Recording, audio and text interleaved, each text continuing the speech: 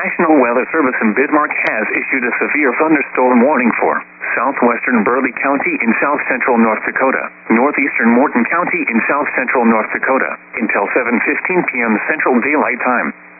At 6:09 p.m. Central Daylight Time, a severe thunderstorm was located near St. Anthony, or 13 miles south of Bismarck, moving north at 35 miles per hour.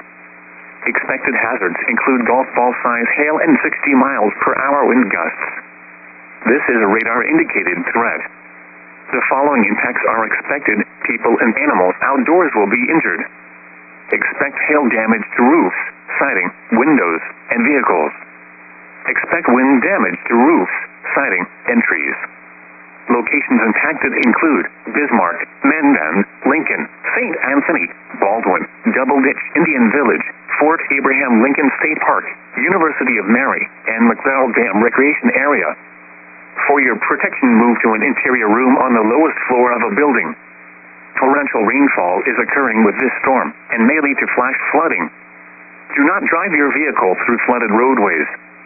A tornado watch remains in effect until 11 p.m. Central Daylight Time for south-central North Dakota.